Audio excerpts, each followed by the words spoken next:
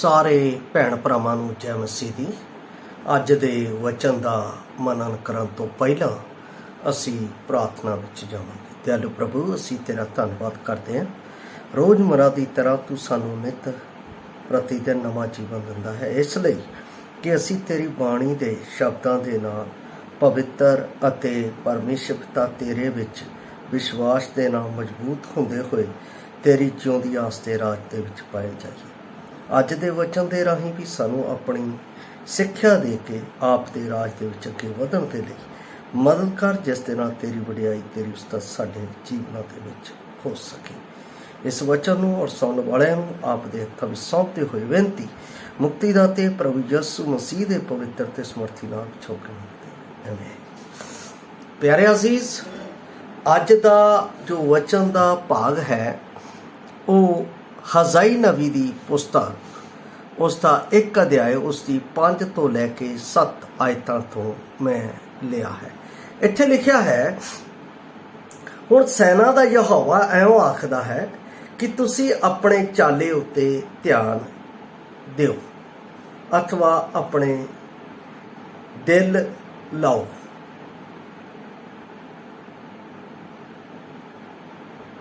ਤੁਸਾਂ ਬਹੁਤ ਬੀਜਿਆ ਪਰ ਥੋੜਾ ਕੱਟਿਆ, ਤੁਸੀਂ ਖਾਂਦੇ ਤਾਂ ਹੋ ਪਰ ਰੱਜਦੇ ਨਹੀਂ, ਤੁਸੀਂ ਪੀਂਦੇ ਤਾਂ ਹੋ ਤਰੇ ਨਹੀਂ ਬੁਝਦੀ, ਤੁਸੀਂ ਕੱਪੜੇ ਤਾਂ ਪਾਉਂਦੇ ਹੋ ਗਰਮ ਨਹੀਂ ਹੁੰਦੇ, ਅਤੇ ਮਜ਼ਦੂਰ ਆਪਣੀ ਕਮਾਈ ਛੇਕ ਵਾਲੀ ਥੈਲੀ ਵਿੱਚ ਰੱਖਦਾ ਹੈ।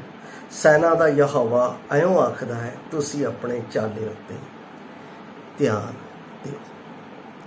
ਇਹਨਾਂ ਦਿਨਾਂ ਦੇ ਵਿੱਚ ਮੈਂ ਜਦੋਂ ਵਚਨ ਨੂੰ ਪੜ੍ਹ ਰਿਹਾ ਸਾਂ, ਉਹਦਾ ਅਧਿਐਨ ਕਰ ਰਿਹਾ ਸਾਂ ਆਪਣੇ ਬਿਮਾਰੀ ਦੇ ਇਸ ਹਾਲਾਤਾਂ ਦੇ ਵਿੱਚ, ਤਦ ਬਾਰ-ਬਾਰ ਪ੍ਰਭੂ ਦੇ ਵਚਨ ਨੇ ਮੇਰੇ ਨਾਲ ਇਹੋ ਗੱਲ ਕੀਤੀ ਹੈ ਕਿ ਤੁਸੀਂ ਆਪਣੇ ਚਾਲੇ ਉੱਤੇ, ਆਪਣੇ ਚਾਲ ਚੱਲਣ ਉੱਤੇ ਧਿਆਨ ਦਿਓ। ਅੱਜ ਦਾ ਮੇਰਾ ਵਿਸ਼ਾ ਇਹ ਹੈ, ਚਾਲ ਚੱਲਣ ਦੇ ਉੱਤੇ ਸਵੈਂ ਧਿਆਨ ਦੇਣਾ, ਚਾਲ ਚੱਲਣ ਦੇ ਉੱਤੇ ਖੁਦ ਧਿਆਨ ਦੇਣਾ। ਜੇ ਅਸੀਂ ਕਿਸੇ ਨੂੰ ਪਰਖਣ ਨੂੰ ਕਹੀਏ ਤਾਂ ਉਹ ਝੱਟ ਪਰਖ ਕੇ ਸਾਡੀ ਗਲਤੀ ਕੱਢ ਦੇਵੇਗਾ, ਪਰ ਉਹ ਸਾਡੀ ਗਲਤੀ ਕੱਢ ਨਹੀਂ ਸਕਦੇ। ਅਸੀਂ ਉਹਨਾਂ ਦੇ ਸਾਹਮਣੇ ਬੜੇ ਸਾਫ਼ ਅਤੇ ਬੜੇ ਪਵਿੱਤਰ ਅਤੇ ਬਹੁਤ ਜ਼ਿਆਦਾ ਅਲੱਗ ਤਰੀਕੇ ਦੇ ਮਨੁੱਖ ਕਰਕੇ ਪਾਏ ਜਾ ਸਕਦੇ ਹਾਂ। ਪਰ ਪਰਮੇਸ਼ਰ ਦਾ ਵਚਨ ਮੈਨੂੰ ਅਤੇ ਆਪ ਨੂੰ ਹਜ਼ਾਈ ਨਬੀ ਦੀ ਇਸ ਜਦੋਂ ਗੱਲ ਨੂੰ ਪੜ੍ਹ ਰਹੇ ਹਾਂ ਤਾਂ ਇਸ ਦੇ ਵਿੱਚ ਇਸ ਦੀ ਜੋ ਪ੍ਰਿਸ਼ਠ ਭੂਮੀ ਹੈ ਮੈਂ ਆਪ ਨੂੰ ਦੱਸ ਦੇਣਾ ਚਾਹੁੰਦਾ ਹਾਂ। ਇਸ ਦੀ ਪ੍ਰਿਸ਼ਠ ਭੂਮੀ ਇਹ ਹੈ ਕਿ ਇਸਰਾਇਲ ਨੇ ਜਿੰਨੀਆਂ ਗੱਲਾਂ ਇਹਦੇ ਵਿੱਚ ਲਿਖੀਆਂ ਹੋਈਆਂ ਨੇ ਉਹਨਾਂ ਨੇ ਉਹਦਾ ਪਾਲਣ ਨਹੀਂ ਕੀਤਾ ਅਤੇ ਉਹਨਾਂ ਦੇ ਉੱਤੇ ਪਰਮੇਸ਼ਰ ਦੇ ਕ੍ਰੋਧ ਦਾ ਦੰਡ ਆ ਪਿਆ ਸੀ। ਉਹ 70 ਸਾਲ ਦੀ ਗੁਲਾਮੀ ਦੇ ਵਿੱਚ ਜਾ ਚੁੱਕੇ ਸੀ ਤੇ ਹਜ਼ਾਈ ਨਬੀ ਦੇ ਵੱਲੋਂ ਵੀ ਉਹਨਾਂ ਨੂੰ ਚੇਤਾਵਨੀਆਂ ਦਿੱਤੀਆਂ ਗਈਆਂ ਅਤੇ ਉਹ ਚੇਤਾਵਨੀਆਂ ਦੇ ਉੱਤੇ ਉਹਨਾਂ ਨੇ ਧਿਆਨ ਨਹੀਂ ਦਿੱਤਾ। ਮਤਲਬ ਕਹਿਣ ਦਾ ਹੈ, ਪਰਮੇਸ਼ਰ ਦਾ ਭਵਨ ਬਰਬਾਦ ਹੋ ਗਿਆ। ਰਾਜਾ ਨਬੂਕਦਨੇਜ਼ਰ ਦੇ ਸਮੇਂ ਦੇ ਵਿੱਚ ਉਹ ਸਭ ਕੁਝ ਲੁੱਟ ਕੇ ਲੈ ਗਿਆ ਅਤੇ ਉੱਥੇ ਦੀਆਂ ਸ਼ਹਿਰਪਨਾਹ ਨੂੰ ਉਸਨੇ ਤਬਾਹ ਕਰ ਦਿੱਤਾ। ਔਰ ਐਜ਼ਰਾ ਨਬੀ ਦੀ ਪੁਸਤਕ ਦੇ ਵਿੱਚ, ਨਹਿਮਿਆ ਨਬੀ ਦੀ ਪੁਸਤਕ ਦੇ ਵਿੱਚ ਲਿਖਿਆ ਹੈ ਕਿ ਅਗਰ ਉਹਨਾਂ ਦੀਆਂ ਕੰਧਾਂ ਦੇ ਉੱਤੇ ਸ਼ਤਰ ਮੁਰਗਾ ਤੇ ਗਿੱਦੜ ਵੀ ਨੱਠਣ ਤਾਂ ਵੀ ਉਹ ਢਹਿ ਪੈਣਗੀਆਂ। ਇਸ ਤਰ੍ਹਾਂ ਦੀਆਂ ਸਵਾਹ ਹੋ ਚੁੱਕੀਆਂ ਸੀ। ਇਹ ਤਬਾਹੀ ਦਾ ਮੰਜ਼ਰ, ਇਹ ਬਰਬਾਦੀ ਦਾ ਮੰਜ਼ਰ ਆਇਆ ਕਿਉਂ? ਕਾਰਨ ਕੀ ਹੈ? ਇੱਥੇ ਹਜ਼ਾਈ ਕਹਿੰਦਾ ਹੈ, ਕਹਿੰਦਾ ਤੁਸੀਂ ਬੀਜਿਆ ਬਹੁਤ ਪਰ ਵੱਢਿਆ ਥੋੜਾ, ਤੁਸੀਂ ਖਾਂਦੇ ਹੋ ਪਰ ਰੱਜਦੇ ਨੇ, ਤੁਸੀਂ ਪੀਂਦੇ ਹੋ ਪਿਆਸ ਨਹੀਂ ਬੁੱਝਦੀ, ਤੁਸੀਂ ਕੱਪੜੇ ਪਾਉਂਦੇ ਹੋ ਗਰਮ ਨਹੀਂ ਹੁੰਦੇ, ਮਜ਼ਦੂਰ ਆਪਣੀ ਮਜ਼ਦੂਰੀ ਛੇਕ ਵਾਲੀ ਥੈਲੀ ਦੇ ਵਿੱਚ ਰੱਖਦਾ ਹੈ। What is the reason? ਕਾਰਨ ਕੀ ਹੈ?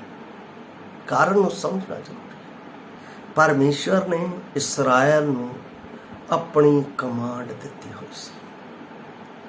ਉਸ ਕਮਾਂਡ ਦੇ ਉੱਤੇ ਅਗਰ ਮੈਂ ਧਿਆਨ ਦੇਵਾਂ, ਮੈਂ ਚਾਹੁੰਦਾ ਹਾਂ ਜਿਨ੍ਹਾਂ ਕੋਲ ਬਾਈਬਲਾਂ ਆ ਉਹ ਆਪਣੇ ਵਿਅਕਤੀਗਤ ਟਾਈਮ ਦੇ ਵਿੱਚ ਪੜ੍ਹ ਸਕਦੇ ਆ।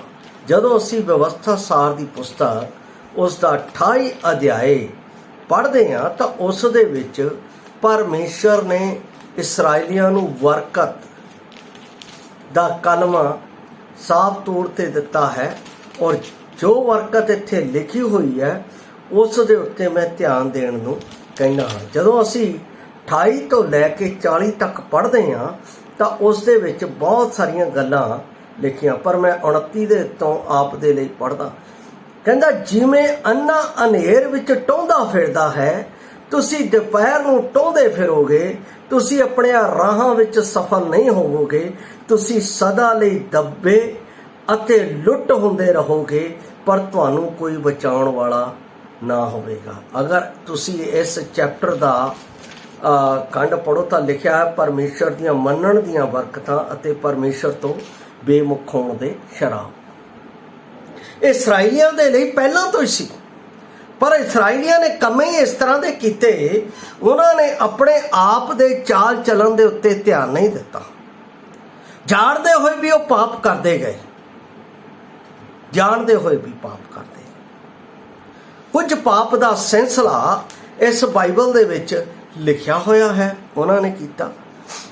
ਬਾਈਬਲ ਦੇ ਵਿੱਚ ਪਹਿਲੀ ਕਮਾਂਡ ਸੀ ਕਿ ਮੇਰੇ ਸਨਮੁਖ ਤੇਰੇ ਅੱਗੇ ਪਰਾਏ ਦੇਵਤੇ ਨਾ ਹੋ, ਕਿਉਂਕਿ ਸਾਡਾ ਪਰਮੇਸ਼ਰ ਜਲ ਉੱਠਣ ਵਾਲਾ ਪਰਮੇਸ਼ਰ ਹੈ।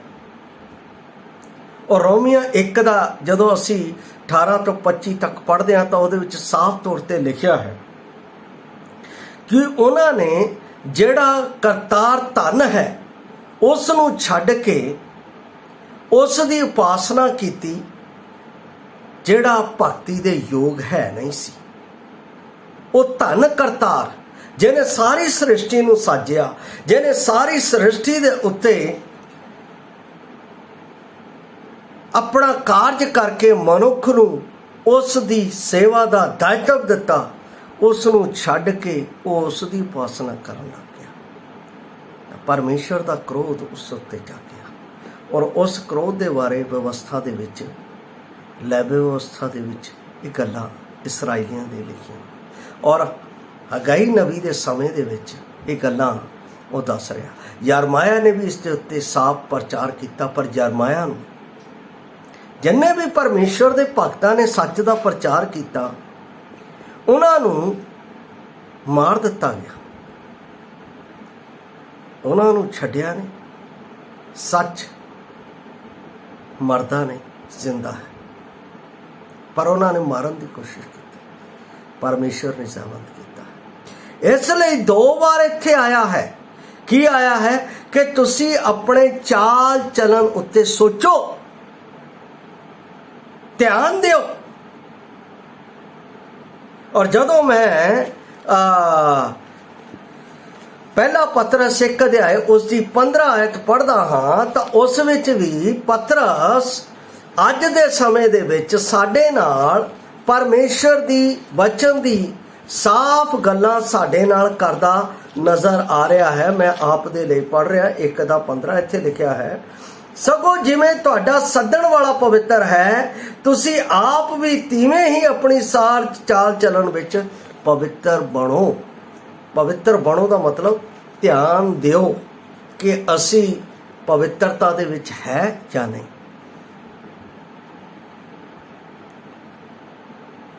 ਇਸਰਾਇਲ ਦੇ ਵਿੱਚ ਬਹੁਤ ਸਾਰੇ ਲੋਕਾਂ ਨੇ ਘਰਾਂ ਦੇ ਵਿੱਚ ਔਖੜੀਆਂ ਬਣਾਈਆਂ ਹੋਈਆਂ ਸੀ, ਜਿਨ੍ਹਾਂ ਦੇ ਵਿੱਚ ਉਹਨਾਂ ਨੇ ਮੂਰਤਾਂ ਛੁਪਾ ਕੇ ਰੱਖੀਆਂ ਸੀ ਅਤੇ ਉਹ ਮੂਰਤਾਂ ਦੀ ਪੂਜਾ ਕਰਦੇ ਸੀ, ਜਿਸ ਦੇ ਬਾਰੇ ਯਰਮਾਇਆ ਨੇ ਉਹਨਾਂ ਨੂੰ ਸਾਫ਼ ਤਾੜਨਾ ਦਿੱਤੀ ਹੈ। ਪਹਿਲੀ ਗੱਲ। ਦੂਸਰੀ ਗੱਲ, ਉਹ ਪਰਮੇਸ਼ਰ ਦੇ ਘਰ ਦਾ जो परमेश्वर ਨੂੰ ਬਣਦਾ ਸੀ ਨਹੀਂ ਸੀ ਦਿੰਦੇ, ਇਸ ਲਈ ਉਹਨਾਂ ਦੀ ਕਮਾਈ ਛੇਕ ਵਾਲੀ ਥੈਲੀ ਦੇ ਵਿੱਚ ਚਲ ਜਾਂਦੀ ਸੀ, ਉਹ ਬਰਬਾਦ ਹੋ ਜਾਂਦੇ ਸੀ। ਦੂਸਰੀ ਗੱਲ। ਤੀਸਰੀ ਗੱਲ, ਉਹ ਪਰਮੇਸ਼ਰ ਦੇ ਵਿਰੁੱਧ ਅਜਿਹੇ ਪਾਪ ਕਰ ਰਹੇ ਸੀ ਜਿਸ ਪਾਪ ਦਾ ਦੰਡ ਉਹਨਾਂ ਦੀ ਕੌਮ ਨੂੰ, ਉਹਨਾਂ ਦੀ ਸੰਤਾਨ ਨੂੰ ਭੁਗਤਣਾ ਪੈ ਗਿਆ। ਕਿਵੇਂ? ਉਹ ਵਿਸ਼ਵਾਸੀਆਂ ਦੇ ਨਾਲ ਆਪਣੇ ਧੀਆਂ ਪੁੱਤਰਾਂ ਨੂੰ ਨਹੀਂ ਦੇ ਸਕੇ। ਅਵਿਸ਼ਵਾਸੀਆਂ ਦੇ ਨਾਲ ਉਹਨਾਂ ਨੇ ਧੀਆਂ ਪੁੱਤਰਾਂ ਨੂੰ ਦਿੱਤਾ ਤੇ ਉਹਨਾਂ ਦੇ ਉੱਤੇ ਪਰਮੇਸ਼ਵਰ ਦਾ ਕ੍ਰੋਧ ਜਾਗ ਪਿਆ। ਜਿਵੇਂ ਅਸੀਂ ਉਤਪਤੀ ਪੁਸਤਕ 6 ਅਧਿਆਏ ਦੇ ਵਿੱਚ ਵੇਖਦੇ ਹਾਂ, ਮਨੁੱਖ ਦੇ ਪੁੱਤਰਾਂ ਨੇ ਪਰਮੇਸ਼ਵਰ ਦੇ ਪੁੱਤਰਾਂ ਨੇ ਮਨੁੱਖ ਦੀਆਂ ਪੁੱਤਰੀਆਂ ਨੂੰ ਵੇਖਿਆ ਅਤੇ ਉਹਨਾਂ ਦੇ ਨਾਲ ਰਹਿਣ ਲੱਗ ਗਏ। ਪਰਮੇਸ਼ਵਰ ਦਾ ਕ੍ਰੋਧ ਉਹਨਾਂ ਦੇ ਉੱਤੇ ਜਾਗਿਆ। ਵਿਵਸਥਾ ਸਾਰ 7 ਅਧਿਆਏ 'ਚ ਲਿਖਿਆ ਕਿ ਤੁਸੀਂ ਇਹਨਾਂ 7 ਕੌਮਾਂ ਦੇ ਨਾਲ ਨਾ ਤਾਂ ਆਪਣੇ ਬੱਚੇ ਦੇਣੇ ਨਾ ਲੈਣੇ, ਪਰ ਉਹਨਾਂ ਨੇ ਫਿਰ ਵੀ ਉਹ ਕੰਮ ਕੀਤੇ। ਪਰਮੇਸ਼ਵਰ ਦਾ ਕ੍ਰੋਧ ਉਹਨਾਂ ਦੇ ਉੱਤੇ ਜਾਗਿਆ। ਚੌਥੀ ਗੱਲ, ਉਹਨਾਂ ਨੇ ਪਰਮੇਸ਼ਵਰ ਦਾ ਦਿੱਤਾ ਹੋਇਆ ਜੀਵਨ ਸਾਥੀ ਉਸ ਨੂੰ ਛੱਡ ਕੇ, ਉਸ ਨੂੰ ਤਿਆਗ ਕੇ ਦੂਸਰੀ ਦੇ ਨਾਲ ਵਿਆਹ ਕੀਤਾ, ਡਾਈਵੋਰਸ, ਜਿਸ ਦੇ ਬਾਰੇ ਬਾਈਬਲ ਦੇ ਵਿੱਚ ਮਲਾਕੀ ਦੀ ਪੁਸਤਕ ਅਗਰ ਪੜ੍ਹੀਏ ਤਾਂ ਉਸ ਦਾ 2:16 ਦੇ ਵਿੱਚ ਸਾਫ਼ ਤੌਰ ਤੇ ਲਿਖਿਆ ਹੈ। ਕੀ ਲਿਖਿਆ ਹੈ? ਕਿਉਂ ਜੋ ਯਹੋਵਾ ਇਸਰਾਇਲ ਦਾ ਪਰਮੇਸ਼ਰ ਆਖਦਾ, ਮੈਨੂੰ ਤਿਆਗ ਪੱਤਰ ਤੋਂ ਘਿਣ ਆਉਂਦੀ ਹੈ ਅਤੇ ਉਸ ਤੋਂ ਜੋ ਆਪਣਾ ਵਸਤਰ ਜ਼ੁਲਮ ਨਾਲ ਢੱਕਦਾ ਹੈ, ਪਾਪ ਉਪਦਰਵ ਦੇ ਨਾਲ ਢੱਕਦਾ ਹੈ। ਸੈਨਾ ਦਾ ਯਹੋਵਾ ਆਖਦਾ ਹੈ, ਤੁਸੀਂ ਆਪਣੇ ਆਤਮਿਆਂ ਵਿੱਚ ਖਬਰਦਾਰੀ ਕਰੋ ਅਤੇ ਬੇਪਰਤੀਤੀ ਨਾ ਕਰੋ। ਅੱਜ ਕੱਲ੍ਹ ਇਹ ਕੰਮ ਅਵੈਂਜਲਿਸਟ ਭਾਵ ਸੇਵਕ ਦੇ ਵਿੱਚ, ਐਲਡਰਸ ਦੇ ਵਿੱਚ, ਡੀਕਨਸ ਦੇ ਵਿੱਚ, ਬਲੀਵਰਸ ਦੇ ਵਿੱਚ ਆਮ ਸੁਣਨ ਨੂੰ ਅਤੇ ਦੇਖਣ ਨੂੰ ਆ ਰਿਹਾ ਅਤੇ ਉਹਦੇ ਨਾਲ ਕੰਪਰੋਮਾਈਜ਼ ਕਰਦੇ ਵੀ ਨਜ਼ਰ ਆ ਰਹੇ। ਇਹੋ ਨਹੀਂ, ਆਪਣੇ ਵੰਸ਼ ਨੂੰ ਬਚਾਉਣ ਦੇ ਲਈ ਭਰੂਣ ਹੱਤਿਆ ਤੱਕ ਦਾ ਇਹ ਕੰਮ ਹੋ ਰਿਹਾ ਔਰ ਇਹਦੇ ਵਿੱਚ ਬਹੁਤ ਸਾਰੇ ਲੋਕ ਸ਼ਾਮਿਲ ਹੈ, ਜਾਣਦੇ ਹੋਏ ਵੀ ਉਹ ਇਸ ਪਾਪ ਦੇ ਵਿੱਚ ਲੱਗੇ ਹੋਏ ਆ। ਪਰਮੇਸ਼ਵਰ ਅਜਿਹੇ ਵਿਅਕਤੀਆਂ ਨੂੰ ਹਗਜਾਈ ਨਬੀ ਦੀ ਰਾਹੀਂ ਉਹ ਕਹਿ ਰਿਹਾ ਹੈ, ਇਸ ਲਈ ਸੈਨਾ ਦਾ ਯਹੋਵਾ ਆਖਦਾ ਹੈ, ਆਪਣੀ ਆਪਣੀ ਚਾਲ ਚੱਲਣ ਉੱਤੇ ਧਿਆਨ ਦਿਓ। ਅਸੀਂ ਪਰਮੇਸ਼ਵਰ ਦਾ ਕ੍ਰੋਧ ਆਪਣੇ ਉੱਤੇ ਲੈ ਰਹੇ।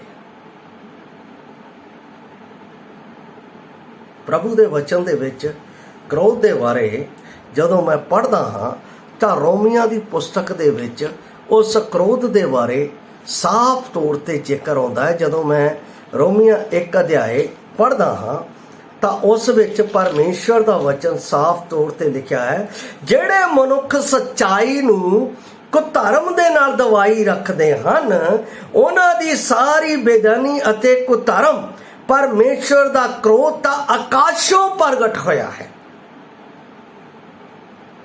ਇਹ ਨਵੇਂ ਨੇਮ ਦੇ ਵਿੱਚ ਲਿਖਿਆ ਹੈ।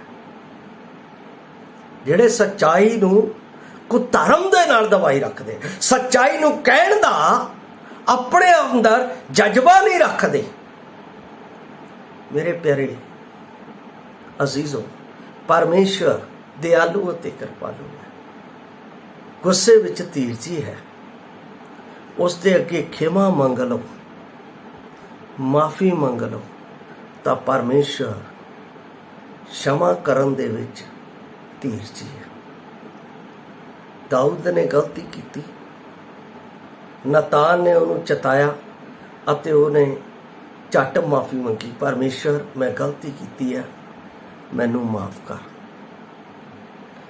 ਦੂਸਰਾ ਸ਼ੈਮੂਅਲ ਉਹਦੇ 12 ਅਧਿਆਏ ਦੇ ਵਿੱਚ ਅਸੀਂ ਇਸ ਨੂੰ ਪੜ੍ਹਦੇ ਹਾਂ। ਜੇ ਸਾਨੂੰ ਪਤਾ ਲੱਗਦਾ ਹੈ, ਸਾਡੇ ਚਾਲ ਚੱਲਣ ਦੇ ਵਿੱਚ ਅਹਿਸਾਸ ਹੁੰਦਾ ਹੈ, ਆਈ ਐਮ ਗਿਲਟੀ, ਮੈਂ ਅਪਰਾਧੀ ਹਾਂ, ਤਾਂ ਉਸੇ ਵੇਲੇ ਮਾਫੀ ਮੰਗੋ, ਪ੍ਰਭੂ ਮੇਰੇ ਤੋਂ ਗਲਤੀ ਹੋਈ ਹੈ, ਮੈਨੂੰ ਮਾਫ ਕਰ।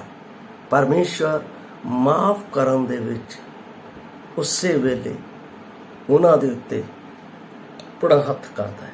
ਜਿਵੇਂ ਮੈਂ ਪਿਛਲੇ ਕੱਲ ਇੱਕ ਔਰਤ ਜੋ ਜਨਾਹ ਦੇ ਵਿੱਚ ਫੜੀ ਗਈ, ਸਾਰਿਆਂ ਨੂੰ ਕਿਹਾ ਪਰਮੇਸ਼ਰ ਪੁੱਤਰ ਨੇ ਪਹਿਲਾ ਪੱਥਰ ਉਹ ਮਾਰੇ ਜਿਹੜਾ ਜਿਹਨੇ ਪਾਪ ਨਾ ਕੀਤਾ, ਸਭ ਚਲੇ ਗਏ, ਤਾਂ ਪਰਮੇਸ਼ਰ ਪੁੱਤਰ ਨੇ ਵੀ ਉਹਨੂੰ ਬਖਸ਼ ਦਿੱਤਾ। ਰਸੂਲਾਂ ਦੇ ਕਰਤੱਵ 16 ਅਧਿਆਏ ਦੇ ਵਿੱਚ ਜਦੋਂ ਪਤਰਸ ਅਤੇ ਸਿਲਾਸ ਭਜਨ ਕਰ ਰਹੇ ਸੀ, ਜੇਲ੍ਹ ਧੜਕ ਗਈ ਅਤੇ ਭੁਚਾਲ ਆਇਆ। ਸੂਬੇਦਾਰ ਨੇ ਕਿਹਾ ਸਭ ਕੈਦੀ ਭੱਜ ਗਏ, ਮੈਂ ਆਪਣੇ ਆਪ ਨੂੰ ਖਤਮ ਕਿਉਂਕਿ ਉਸ ਸਮੇਂ ਦਾ ਇੱਕ ਬਹੁਤ ਵੱਡਾ ਕਾਨੂੰਨ ਸੀ। ਅਗਰ ਕੈਦੀ ਉਹਨਾਂ ਦੀ ਕੈਦ ਵਿੱਚੋਂ ਭੱਜ ਜਾਂਦੇ ਸੀ ਤਾਂ ਜੋ ਵੀ ਪਹਿਰੇਦਾਰ ਹੁੰਦੇ ਸੀ ਅਤੇ ਜੋ ਵੀ ਉੱਥੇ ਦਾ ਸੂਬੇ ਉਹਨੂੰ ਮਾਰ ਦਿੱਤਾ ਜਾਂਦਾ, ਸਜ਼ਾਏ ਮੌਤ ਸੀ। ਪਰ ਪੌਲਸ ਨੇ ਉੱਥੇ ਉਸ ਨੂੰ ਮਰਨ ਤੋਂ ਬਚਾਇਆ ਤੇ ਉਸ ਨੂੰ ਕਿਹਾ ਆਪਣੇ ਆਪ ਨੂੰ ਨੁਕਸਾਨ ਨਾ ਕਰ, ਘਾਤ ਨਾ ਕਰ, ਅਸੀਂ ਇੱਥੇ।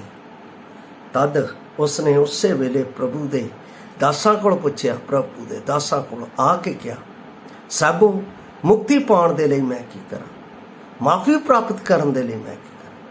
ਉਹਦਾ ਇੱਕੋ ਹੀ ਪ੍ਰਤੀਉੱਤਰ ਸੀ, ਯਿਸੂ ਮਸੀਹ ਦੇ ਉੱਤੇ ਨਿਹਚਾ ਕਰ, ਤੂੰ ਅਤੇ ਤੇਰਾ ਘਰਾਨਾ ਬਚਾਇਆ ਜਾਵੇਗਾ। ਪ੍ਰਭੂ ਦਿਆਲੂ ਹੈ। ਆਪਣੇ ਚਾਲ ਚੱਲਣ ਤੇ ਅਸੀਂ ਧਿਆਨ ਕਰਨਾ ਹੈ, ਆਪਣੇ ਚਾਲ ਚੱਲਣ ਦੇ ਉੱਤੇ ਅਸੀਂ ਖੜੇ ਹੋਣਾ ਹੈ। ਜੇ ਅਸੀਂ ਗਲਤੀ ਕੀਤੀ ਹੈ ਤਾਂ ਮਾਫੀ ਮੰਗਣੀ ਹੈ, ਪਰ ਅਸੀਂ ਉਸ ਸੇਵਾ ਦੇ ਯੋਗ ਨਹੀਂ ਹੋ ਸਕਦੇ, ਪਰ ਉਹਦੀ ਭਗਤੀ ਦੇ ਯੋਗ ਹੋ ਸਕਦੇ ਹਾਂ। ਅਸੀਂ ਉਹ ਕੰਮ ਜੋ ਸਟੇਜ ਤੇ ਖੜੇ ਹੋ ਕੇ ਕਰਨਾ ਹੈ, ਪ੍ਰੀਚ ਕਰਨਾ, ਉਹ ਨਹੀਂ ਕਰ ਸਕਦੇ, ਪਰ ਉਹਦੀ ਭਗਤੀ ਦੇ ਲਈ ਉਹਦੇ ਸਨਮੁਖ ਆ ਸਕਦੇ। ਪਿਆਰੋ, ਪਰਮੇਸ਼ਰ ਚਾਹੁੰਦਾ ਹੈ ਕਿ ਅਸੀਂ ਸਵੈ ਆਪਣੇ ਆਪ ਨੂੰ ਜਾਂਚਦੇ ਅਤੇ ਪਰਖਦੇ ਹੋਏ ਪਰਮੇਸ਼ਰ ਦੇ ਕੋਲ ਸ਼ਮਾ ਦੀ ਯਾਚਨਾ ਕਰੀਏ। ਜਦੋਂ ਪ੍ਰਭੂ ਦੀ ਮੇਜ਼ ਦਾ ਪਿਆਲਾ ਅਤੇ ਰੋਟੀ ਸਾਡੇ ਕੋਲ ਆਉਂਦੀ ਹੈ ਤਾਂ ਇਹੋ ਗੱਲ ਕਹਿੰਦੀ ਹੈ, ਆਪਣੇ ਆਪ ਨੂੰ ਜਾਂਚੋ ਅਤੇ ਪਰਖੋ, ਕਿਤੇ ਮੈਂ ਪਰਮੇਸ਼ਰ ਦੇ ਸਵਰਗ ਰਾਜ ਦੇ ਵਿਰੋਧ ਵਿੱਚ, ਪਰਮੇਸ਼ਰ ਦੇ ਲੋਕਾਂ ਦੇ ਵਿਰੋਧ ਵਿੱਚ, ਪਰਮੇਸ਼ਰ ਦੀ ਮੰਡਲੀ ਦੇ ਵਿਰੋਧ ਵਿੱਚ ਕੋਈ ਅਜਿਹਾ ਪਾਪ ਤਾਂ ਨਹੀਂ ਕੀਤਾ ਜਿਸ ਦੇ ਉੱਤੇ ਮੇਰੇ ਉੱਤੇ ਪਰਮੇਸ਼ਰ ਦਾ ਕ੍ਰੋਧ ਹੋਵੇ ਅਤੇ ਮੈਂ ਪਰਮੇਸ਼ਰ ਦੇ ਰਾਜ ਤੋਂ ਬਾਹਰ ਹਾਂ। ਪਰਖਣ ਦੇ ਲਈ ਕਹਿੰਦਾ ਹੈ। ਔਰ ਕੁਰੰਥ ਦੇ ਵਿੱਚ ਜਦੋਂ ਦੂਸਰਾ ਕੁਰੰਥ ਅਸੀਂ ਉਹਦਾ 5 ਅਧਿਆਏ ਪੜ੍ਹਦੇ ਹਾਂ ਤਾਂ ਉਸ ਵਿੱਚ ਵੀ ਪਰਮੇਸ਼ਰ ਦਾ ਵਚਨ 13 ਦਾ 5 ਦੇ ਵਿੱਚ ਸਾਫ਼ ਤੌਰ ਤੇ ਲਿਖਿਆ ਹੈ। ਜਦੋਂ ਮੈਂ ਪੜ੍ਹਦਾ ਹਾਂ ਤਾਂ ਉਹਦੇ ਵਿੱਚ ਲਿਖਿਆ ਹੈ, ਆਪਣੇ ਆਪ ਨੂੰ ਪਰਖੋ ਕਿ ਤੁਸੀਂ ਨੇਚਾ ਵਿੱਚ ਹੋ ਜਾਂ ਨਹੀਂ। ਆਪਣੇ ਆਪ ਨੂੰ ਪਰਖੋ ਕਿ ਤੁਸੀਂ ਆਪ ਨੂੰ ਨਹੀਂ ਜਾਣਦੇ ਜੋ ਯਿਸੂ ਮਸੀਹ ਤੁਹਾਡੇ ਵਿੱਚ ਹੈ, ਜੇ ਤੁਸੀਂ ਅਪਰਵਾਨ ਹੋ। ਅਸੀਂ ਆਪਣੇ ਚਾਲ ਚੱਲਣ ਦੇ ਉੱਤੇ ਧਿਆਨ ਦੇਣਾ, ਔਰ ਜੇ ਸਾਨੂੰ ਲੱਗਦਾ ਹੈ ਕਿ ਮੈਂ ਪਾਪੀ ਹਾਂ,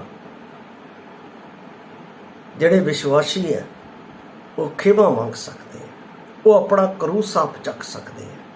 ਜਿਹੜੇ ਨਹੀਂ, ਉਹ ਕਹਿ ਸਕਦੇ ਆ ਪ੍ਰਭੂ ਤੂੰ ਸਾਡੇ ਪਾਪੀ ਦੇ ਲਈ ਕਾਲਵਰੀ ਕਰੂਸ ਦੇ ਉੱਤੇ ਮਾਰਿਆ ਗਿਆ, ਦਫਨ ਕੀਤਾ ਗਿਆ ਅਤੇ ਤੀਸਰੇ ਦਿਹਾੜੇ ਜੀ ਉੱਠਿਆ।